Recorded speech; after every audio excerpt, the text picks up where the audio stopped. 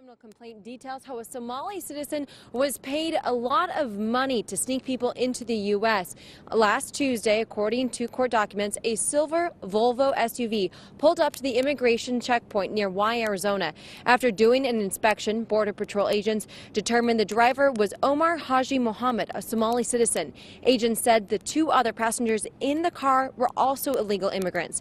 They allegedly told the agents that they had made arrangements to enter the U.S. illegally with the help of a guide who got them across the border, and then once they crossed it, they were told to look for a silver Volvo SUV. Mohammed was there allegedly waiting for them and motioned for them to get inside their car, or his car. Now, court documents do not go any further about his status, about Mohammed. Today I introduced a censure resolution against Ilhan Omar. And the reason why I did that, and I'll just say this, censure is not going far enough. If it were up to me, we would expel Ilhan Omar and deport her out of the United States. Her comments are outrageous. She's acting as a foreign agent within our very government.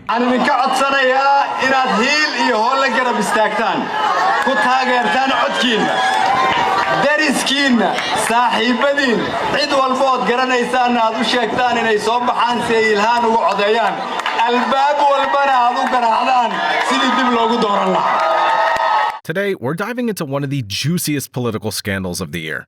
Yep, we're talking about Ilhan Omar, the Somali-born congresswoman from Minnesota who seems to have a bit of trouble remembering which country she's supposed to be serving. Let's set the scene. Recently, at the annual Somali Independence Day Festival in Minneapolis, former Somali Prime Minister Hassan Ali Khair decided to accidentally expose Omar. He stood there, quite comfortably, next to Ilhan Omar, grinning as he proclaimed that her interests lie not with Minnesota or the American people, but with Somalia. قضية إلهان معها قضية إلهان معها قضية مينيسوتا معها قضية غير مريكان قضية إلهان وقضية صومالية.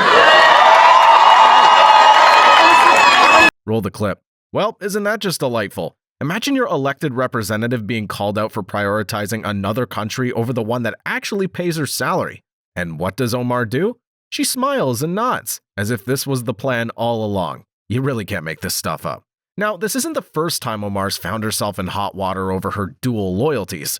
Remember that infamous speech where she essentially promised to ensure Somalia's interests were safeguarded while serving in the US Congress? No? Well, let's jog your memory. jawaabteedu waxay ahayd dawladda Mareykanka waxay ka qabanaysaa wixii annaga aan dhahno dawladda Mareykanka qabo waa kalsoonidaas inaan isku qabno annaga Soomaali hadii aan nahay wadankan annaga ku nool wadankan wadankii aan annaga tax ka dhiibno waaye waa wadankii gabar idinka dhalatayne ee Congress ka fadhiso intii aniga aan Congress joogo wadanka Soomaaliya biyaheeda dad kaleeta iyo badeeda dad kale ma qaadanayaan.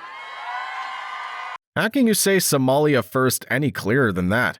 It's like she's auditioning for a role in a Somali government instead of serving her American constituents. And the internet? Oh boy, did the internet have a field day with this. From memes to angry tweets, people are rightfully questioning her loyalty. But wait, there's more. Omar has a history of making eyebrow-raising comments that seem to favor Somalia over the US. For instance, she's quick to accuse others of dual loyalty, especially those who support Israel. Yep, here she is, not even hiding her own divided loyalties. Hypocrisy much? Here's some commentary on Omar's accusations of dual loyalty against Israel supporters. Omar loves to throw around the dual loyalty accusation like it's confetti at a parade. But when it comes to her own divided loyalties, she's got a list of excuses longer than a CVS receipt. It's not just her words, but her actions too. Omar's been seen actively campaigning within her district, taking advantage of her Somali heritage to garner support. During the Somali Week Festival, she didn't just attend, she was a sponsor, with her campaign banners proudly displayed alongside Somali national colors. The former Prime Minister of Somali also urged the crowds to vote for her. guusha ilhaan waa guusha Soomaaliyeed waxayna noo ximbaarsan tahay macno weyn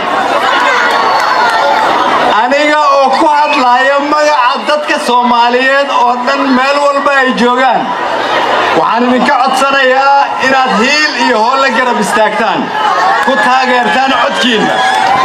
Isn't it ironic? The same person who accuses others of foreign influence is openly engaging in what looks like a political rally for Somalia. And this isn't just speculation. Even the former Prime Minister of Somalia is out here endorsing her. Representative Marjorie Taylor Greene's called for her expulsion from Congress, and frankly, they've got a point. Omar's critics argue that her actions are a direct violation of her oath of office, which requires her to renounce all allegiance to any foreign state. Today I introduced a censure resolution against Ilhan Omar. And the reason why I did that, and I'll just say this, censure is not going far enough. If it were up to me, we would expel Ilhan Omar and deport her out of the United States. Her comments are outrageous. She's acting as a foreign agent within our very government. The backlash has been intense, with social media ablaze and politicians from both sides weighing in. Yet the local media seems strangely silent on the issue, almost as if they're afraid to touch this political hot potato. Now, let's shift gears and talk about the social media storm that erupted after Kerr's comments. Twitter was on fire, with people from all political spectrums weighing in. Some defended Omar, saying she's being unfairly targeted, while others demanded her immediate resignation. This criminal complaint details how a Somali citizen was paid a lot of money to sneak people into the U.S. Last Tuesday, according to court documents, a silver Volvo SUV pulled up to the immigration checkpoint near Y, Arizona. After doing an inspection, Border Patrol agents determined the driver was Omar Haji Mohammed, a Somali citizen. Agents said the two other passengers in the car were also illegal immigrants.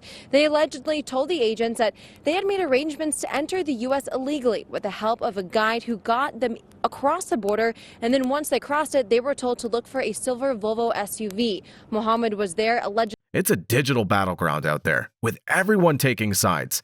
But amidst the chaos, one thing's clear.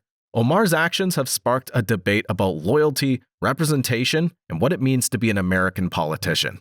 And then there's the issue of media bias. Why is it that local media outlets are tiptoeing around this controversy? Could it be that they're afraid of being labeled as racist or xenophobic? It's a sad state of affairs when legitimate journalistic inquiry is stifled by fear of social backlash. The reluctance to cover this story in depth only fuels the perception that there's a double standard at play. If any other politician were accused of prioritizing a foreign country's interests, the media would be all over it. But with Omar, it's crickets. And let's not overlook the irony here. Omar's built her political career on advocating for marginalized communities and fighting against perceived injustices. Yet her actions suggest a glaring double standard. She accuses others of dual loyalty while openly exhibiting it herself. The controversy surrounding Ilhan Omar is more than just a political scandal. It's a reflection of deeper issues within our society and political system, from questions of loyalty and representation to the role of media and identity politics. This saga has highlighted the challenges we face in navigating a multicultural democracy.